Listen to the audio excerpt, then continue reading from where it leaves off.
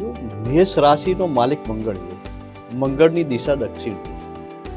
આવી વ્યક્તિઓ રહેઠાણ માટે અથવા તો વ્યવસાય માટે દક્ષિણ દિશા તરફ જશે અથવા તો દક્ષિણ દિશામાં રહેશે તો એને ઘણો બધો સારો લાગશે. મેષ રાશિવાળી વ્યક્તિઓને તો સૌ પ્રથમ ચંદ્રનું નંગ એટલે કે મોતી ધારણ કરવું જરૂરી છે. મંગળ એટલે ઉગ્ર ગ્રહ છે. ચંદ્ર એ શાંત પ્રકૃતિનો એક ગ્રહ છે.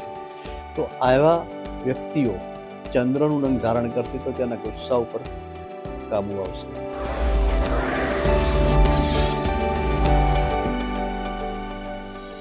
નમસ્કાર, એસ્ટ્રો ટીવી ગુજરાતી ચેનલમાં આપનું સ્વાગત કરીએ છીએ.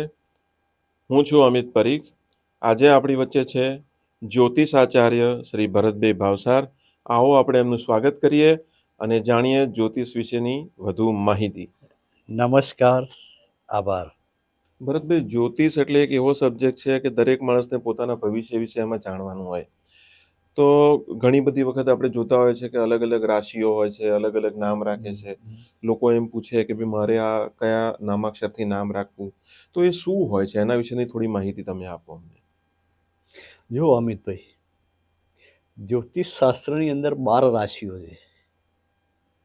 મેષ રાશિ, વૃષભ રાશિ, મિથુન રાશિ, કર્ક રાશિ, સિંહ રાશિ, કન્યા રાશિ, તુલા રાશિ, વૃશ્ચિક રાશિ, ધન રાશિ, મકર રાશિ, કુંભ રાશિ અને મીન રાશિ. દરેક રાશિઓના અક્ષરો અલગ અલગ હોય છે. જે તે રાશિના અક્ષર પ્રમાણે આપણે જાતકનું નામ રાખીએ છીએ. દાખલા તરીકે મેષ રાશિ.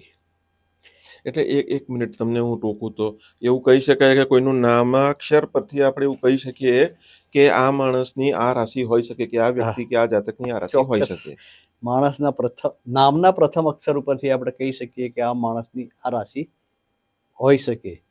ઘણી ફેર શું થતું હોય છે કે મા બાપ બાળકનું નામ છે ને પોતાની મરજી પ્રમાણે પાડતા હોય છે, રાશિ પ્રમાણે નથી પાડતા હોતા. એટલે ત્યાં આપણને તકલીફ થઈ શકે કે ખરેખર આની કઈ રાશિ છે એ આપણને જાણવામાં મુશ્કેલી થઈ શકે છે. તો આ રાશિ અને ગ્રહને કોઈ સંબંધ ખરા? ચોક્કસ. રાશિ પ્રમાણે તમે નામ રાખશો તો જે 100% રિઝલ્ટ મળવાનું છે રાશિ પ્રમાણે, નામ પ્રમાણે અને ગ્રહો પ્રમાણે, એમાંથી એને 60% અસર તો નામ રાશિની જ થવાની. એમ નહીં, પણ કયા ગ્રહ અને કયા રાશિ સાથે સંબંધ છે એ કેવી રીતે નક્કી થાય? દાખલા તરીકે મેષ રાશિ. મેષ રાશિનો સંબંધ મંગળ સાથે છે. મંગળ એક આક્રમક ગ્રહ છે, ઉગ્ર ગ્રહ છે. તેની પ્રકૃતિ અગ્નિ તત્વની છે. એટલે મેષ રાશિવાળા જાતકોનો સ્વભાવ ઉગ્ર હોઈ શકે, તામસી હોઈ શકે, લડાયક હોઈ શકે, એને લોકોની સેવા કરવાની ભાવના બહુ હોઈ શકે. જો મંગળ સારો હોય તો એના સારા ગુણ મળે છે.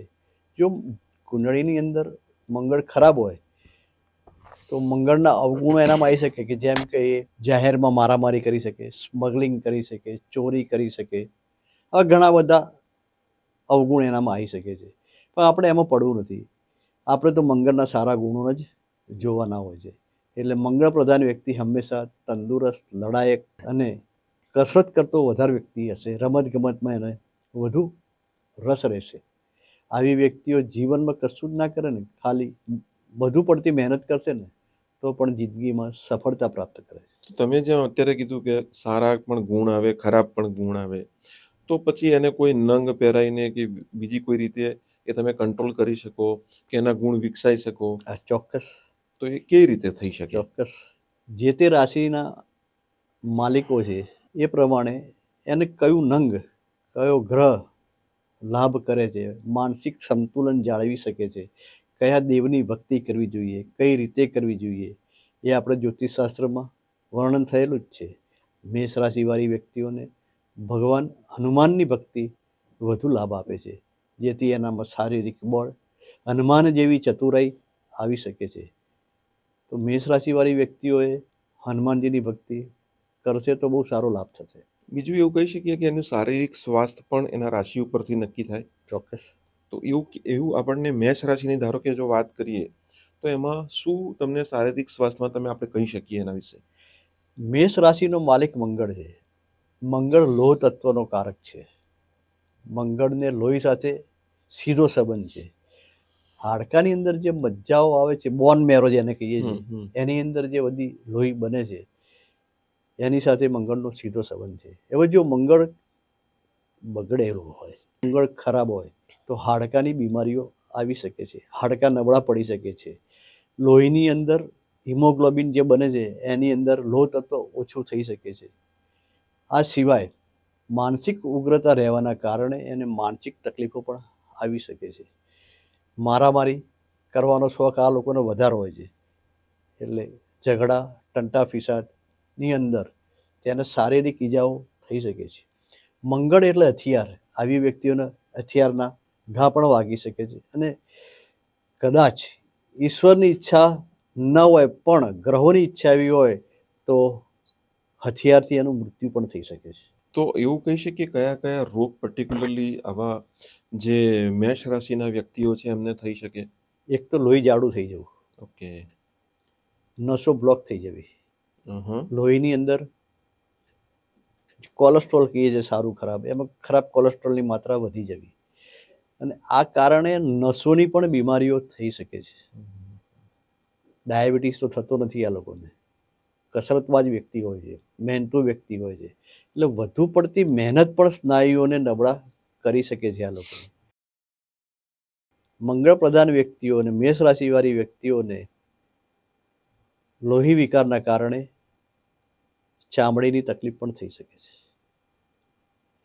એટલે બ્લડ પ્રેશર તમે કહી શકો છો, કોલેસ્ટ્રોલની તકલીફ કહી શકો છો, ચામડીની તકલીફ, આ બધી વસ્તુઓમાં મેષ રાશિમાં આ બધી વસ્તુઓ થઈ શકે થઈ એવું શકે આપણે છે. હા હા. ગણી શકીએ છીએ.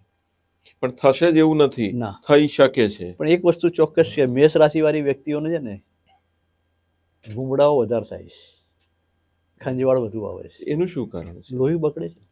લોહી બગડે છે એટલા માટે. લોહી સાથેના હા, જેટલા તમે પહેલા જ કીધું લોહ તત્વ સાથે સંબંધ છે હા, એનો, હા. એના માટે થઈને. અચ્છા, કયા કયા રત્નો મેષ રાશિવાળા પહેરે તો એમને વધારે ફાયદો થાય?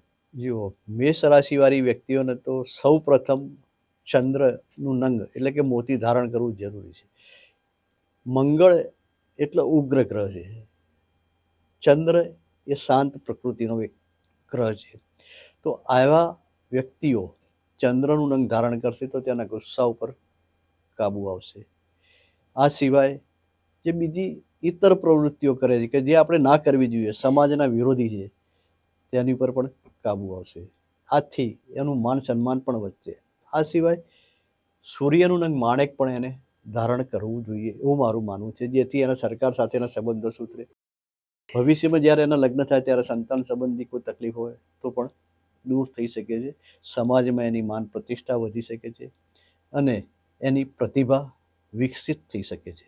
અને એટલે બે જ નંગ એ લોકો વાપરી શકે તો એવું વધુ થયું. સારું છે.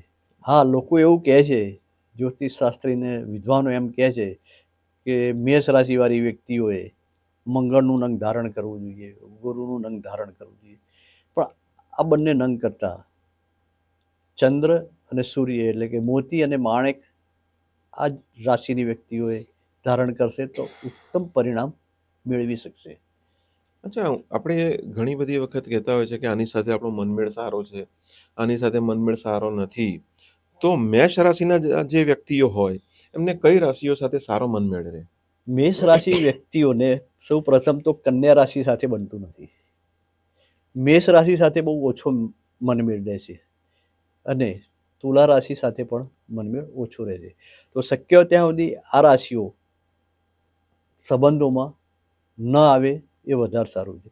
મારું એક કન્યા રાશિ છે એટલે પઠણ અક્ષરથી નામ શરૂ થતા હોય, વૃશ્ચિક રાશિ છે એટલે ન ય અક્ષર આવતા હોય, તુલા રાશિ છે એટલે ર ને ત અક્ષરવાળી વ્યક્તિઓ સાથે મેષ રાશિ વ્યક્તિઓના સંબંધો સારા રહેતા નથી. એની એની પાછળ કોઈ કારણ જવાબદાર ખરું? હા, એની પાછળ કારણ છે કે મંગળ કન્યા રાશિ જે ખરી ને એ બુધની રાશિ છે. મંગળ અને બુધ બે એક પરસ્પર શત્રુ છે. આ સિવાય જ્યોતિષ શાસ્ત્રમાં એવું કહેવાય છે કે પોતાની રાશિથી 6ઠ્ઠી રાશિ હોય, 8મી રાશિ હોય અને 12મી રાશિ હોય એવી વ્યક્તિઓ સાથે ધંધાકીય વ્યવહારો કે બીજા કોઈ પણ વ્યવહારો કરતા બહુ સાવચેત રહેવું. એટલે 6ઠ્ઠી રાશિ કન્યા રાશિ છે બુધની રાશિ છે, એટલે બુધ અને મંગળ એકબીજાના પરમ શત્રુ છે. તેના કારણે મેષ રાશિવાળી વ્યક્તિઓને કન્યા રાશિવાળી વ્યક્તિઓથી નુકસાન થઈ શકે છે. હવે બીજો સવાલ છે વૃશ્ચિક રાશિ, ન ને ય અક્ષર. વૃશ્ચિક રાશિ 8મી રાશિ છે, પણ એ મંગળની પોતાની રાશિ છે, અને મેષ રાશિ પણ મંગળની રાશિ છે, એટલે બંને રાશિઓ મંગળની છે, એટલે ત્યાં થોડી સમાનતા આવે છે, ન્યુટ્રલાઇઝેશન આવે છે. એટલે આવી વ્યક્તિઓ જોડે સંબંધ રાખવાથી બહુ ઓછું નુકસાન થાય છે. નુકસાન તો થાય છે, પણ ઓછું નુકસાન થાય છે. મેષ રાશિથી 12મી રાશિ ગુરુની રાશિ છે. ગુરુ અને મંગળને સારો મનમેળ રહે છે, એટલે 12મી રાશિ દ ચ થ જ અક્ષરવાળા વ્યક્તિઓ સાથે આવી વ્યક્તિઓ કામ કરશે તો એને સારો લાભ મળશે. પણ એનાથી પોતાનાથી 12મી રાશિ છે તો એને નુકસાન નહીં થાય? નુકસાન કરશે, પણ જે પ્રમાણે થવું જોઈએ, કન્યા રાશિવાળી વ્યક્તિઓ જે નુકસાન કરી શકે છે એના પ્રમાણમાં મીન રાશિવાળી વ્યક્તિઓ નુકસાન ઓછું કરશે. દરેકના માણસને એવું હોય કે મારી જીવનમાં પ્રગતિ થાય, અમે તરક્કી કરીએ, આગળ વધીએ. તો આ બધા જ વસ્તુ માટે માણસે મહેનત કરવી પડે અને એને કામમાં મુશ્કેલીઓ આવે. તો એવું કંઈ અલગ હોય છે કે ભાઈ કઈ રાશિવાળાને કેવા પ્રકારની મુશ્કેલીઓ આવે ખાસ કરીને? મેષ રાશિ છે ને એટલે મંગળની રાશિ છે. આ મંગળનો સ્વભાવ સ્પીડમાં કામ કરવું, ઉતાવળથી કામ કરવું. આ રાશિના જાતકો શાંતિથી વડીલોની સલાહ સૂચનથી કામ કરશે તો દરેક ક્ષેત્રમાં એમને સફળતા મળશે. જો ઉતાવળ કરી અને જાતે નિર્ણય લીધા તો એમને જીવનની અંદર નિષ્ફળતાઓનો સામનો કરવો પડશે. હવે આ લોકો માટે કયા કયા કલર શુભ કલર કહેવાય? મેષ રાશિ માટે એક તો લાલ કલરના બધા જ રંગો, જેમ કે લાલ, ગુલાબી, કેસરી, મરૂન, આ બધા રંગો સારા રહેશે. આ સિવાય સફેદ કલર પણ એમના માટે સારો રહેશે. પીળો કલર પણ એમના માટે સારો રહેશે. આ જે કલરો છે, આ વ્યક્તિ એના વસ્ત્રો ધારણ કરશે તો એને ઘણો બધો સારો લાભ મળી એવું શકે. કહેવાય કે જ્યારે કોઈ શુભ કાર્ય માટે જતો હોય, ઇન્ટરવ્યૂ માટે જતો હા. હોય, અથવા લગ્ન પ્રસંગ હોય, હા હા અથવા તો કોઈ ઇમ્પોર્ટન્ટ કાર્ય હોય, કોઈ મીટિંગ હોય, હમ. ત્યારે આ કલરના કપડાં પહેરવાથી એના કામ થવાના ચાન્સ હા, વધી જાય. એની પ્રતિભા અલગ જ સારી થાય ખીલીને છે. હા. આવશે. એક્ઝેક્ટલી. હવે આપણે જો આગળ વધીને એવી વાત કરીએ કે દરેક માણસને જીવનમાં પૈસા કમાવા માટે બે રસ્તા છે, યા તો પોતાનો ધંધો કરે યા તો નોકરી કરે. તો આ જે મેષ રાશિના જાતકો છે એ વધારે પડતા વ્યવસાયમાં કઈ રીતના હોય છે? મંગળની રાશિ છે એટલે કોઈની ગુલામ તો છે જ નહીં. હમ. આ વ્યક્તિ, જે મેષ રાશિના વ્યક્તિઓ છે, મોટે ભાગે અમે જિંદગીની શરૂઆતની અંદર અનુભવ લેવા માટે નોકરી કરતા હોય છે, એ વાત અલગ છે. પણ આવી વ્યક્તિઓ સ્વતંત્ર જ કામ કરે છે, કોઈના તાબેદાર હોતા નથી. એને તાબે થવું, કોઈના ગુલામ થવું ગમતું જ નથી. એ સ્વતંત્ર છે, લડાયક છે, લડવૈયો છે, સેનાપતિ છે. એ દરેક જગ્યાએ પોતે કામ કરશે. તો કયા કયા ફિલ્ડમાં એ લોકો કામ કરતા હોય છે? મેષ રાશિવાળી વ્યક્તિઓ છે ને, પોલીસ ખાતું, હોમ ડિપાર્ટમેન્ટ, આર્મી, આ સિવાય રેસ્ક્યુ જે બચાવ કામગીરી છે, ફાયર બ્રિગેડ, લોહી તપાસની લેબોરેટરીઓ, તેમજ જે લોહી ડોનેટ કરે છે અને સંગ્રહ કરે છે તેવી સંસ્થાઓ, રમતગમત, આ સિવાય જ્યાં એમનો રૂઆબ ચાલતો હોય, એમની પર્સનાલિટી વધુ નિખરતી હોય, એવા ક્ષેત્રોમાં એ લોકો ઝડપથી આગળ આવે છે. એટલે આપણે એવું પણ કહી શકીએ કે એઝ અ જીમના કોચ તરીકે પણ એ લોકો જીમના કોચ ચાલે, કારણ તરીકે કે બહુ તમે કીધું સારામાં કે સારું કામ કરી શકે. શારીરિક ક્ષમતાવાળા કાર્યોમાં આહા, એ આહા. આગળ વધી શકે છે. અચ્છા, આ લોકોના જીવનમાં ઉતાર ચઢાવની પરિસ્થિતિઓ કેવી રહેતી હોય? મેષ રાશિવાળી વ્યક્તિઓના જીવનમાં અવારનવાર ચઢાવ ઉતાર આવતા જ હોય છે. અને કોઈ ખાસ કારણ એના એનું માટે કારણ જે એક જ અંદર છે, એ ઉગ્ર પ્રકૃતિના હોય છે, અને ઉગ્ર ગમે પ્રકૃતિના ત્યાં કારણે ઝઘડો કરીને ગમે ત્યાં ગમે તે બોલી દે. બોલી દે, ગમે તે કામ કરી દે. આ લોકો એટલા નિખાલસ પણ હોય છે, એ લોકોને બીજાની મદદ કરવાની ભાવના હોય છે, પણ એ વખતે જોતા નથી કે સામેનો માણસ એનો ઉપયોગ કરે છે કે દુરુપયોગ કરે છે. ભરતભાઈ, દરેક માણસ આપણે અત્યારે કહેતા હોય છે કે આ દિશાથી મને ફાયદો છે, આ દિશામાં હું જ્યારે કામ કરું કે આ દિશાના શહેરોમાં મને હંમેશા નુકસાન થાય છે. તો કઈ કઈ દિશાઓમાં મેષ રાશિને ફાયદો થાય અને કેવી રીતના ક્યાં ક્યાં નુકસાન થાય, ક્યાં ક્યાં એ લોકોએ સાચવવું જોઈએ? જો મેષ રાશિનો માલિક મંગળ છે, મંગળની દિશા દક્ષિણ છે. આવી વ્યક્તિઓ રહેઠાણ માટે અથવા તો વ્યવસાય માટે દક્ષિણ દિશા તરફ જશે, અથવા તો દક્ષિણ દિશામાં રહેશે તો એને ઘણો બધો સારો લાભ થશે. આ સિવાય પૂર્વ દિશા પણ એના માટે સારી છે. એટલે પૂર્વ દિશા એટલે કેવી રીતે પૂર્વ દિશા ગણવાની? જે એંગલ ઉપર સૂર્યનો ઉદય થાય છે એ પૂર્વ, અને એમાં એને લાભ થશે. પૂર્વ દિશાનો આખો એટલે ઝોન જે તમારું કહેવાનું એવું છે કે એ જ્યાં રહેતા હોય ત્યાંથી ત્યાંથી એ પૂર્વ દિશા તરફ જાય અથવા ત્યાંથી એ દક્ષિણ યસ દિશા તરફ જાય યસ તો એમના જીવનમાં 100% ફાયદો થશે. 100% ફાયદો છે. અને હવે જો અમારું તો એટલું બધું જ્ઞાન છે નહીં રાશિ અને જ્યોતિષમાં, તો તમે આના સિવાય શું આપણે મેષ વિશે તમે કહી શકો, જણાવી શકો અમારા દર્શક મિત્રોને? મેષ રાશિવાળી વ્યક્તિઓ છે ને હંમેશા પોતાના આરાધ્ય દેવ તરીકે હનુમાનજીને જ પસંદ કરવા જોઈએ, કારણ એ સાહસિક છે, સાહસ એમનામાં ભરપૂર છે. સાથે સાથે એ એટલા બધા ચતુર અને બુદ્ધિશાળી છે, જેથી હનુમાનજીના જે સદગુણો છે એ મેષ રાશિવાળી વ્યક્તિઓને મળી શકે અને જીવનમાં સક્સેસ થઈ શકે. દર મંગળવારે હનુમાનજીની ભક્તિ કરો. હું એવું નથી કહેતો કે હનુમાન ચાલીસા કરો, બજરંગ બાણ કરો કે જે કોઈ કરો, એની કોઈ જરૂર નથી. ફક્ત હનુમાનજીને તમે સલામ મારી આવો, યથાશક્તિ ફૂલહાર કરો, ફળ આપો. હનુમાનજીને 2 કેળા આપશો તો ખુશ થશે, 2 આમ્રફળ આપશો તો પણ ખુશ થશે, એમને બુંદીના લાડુ આપશો તો પણ ખુશ થશે, હનુમાનજીને લવિંગ આપશો તો પણ ખુશ થશે. એટલે હનુમાનજીને આવું એવું કંઈ છે નહીં વિશિષ્ટ કે આ કરવાથી યાદ આવે, પણ એને આ બધી વસ્તુઓ ગમે છે હનુમાનજીને. એટલે હનુમાનજીને આ વસ્તુઓ તમે દર મંગળવારે અર્પણ કરશો તો વધુ સારો લાભ થઈ શકે છે. અચ્છા ભરતભાઈ, આના સિવાય કોઈ મંત્ર જાપ કરવાથી? હનુમાનજીના મંત્ર કરો, મંગળના મંત્ર કરો, ખાસ કરીને સૂર્ય અને ચંદ્રના મંત્ર કરવા જોઈએ, જેથી શારીરિક ક્ષમતા અને માનસિક સ્થિરતા જળવાઈ રહે અને ખોટા નિર્ણયો લેતા માણસ અટકી શકે. તો કયા મંત્રો તમે જણાવી શકશો અમારા દર્શકોને?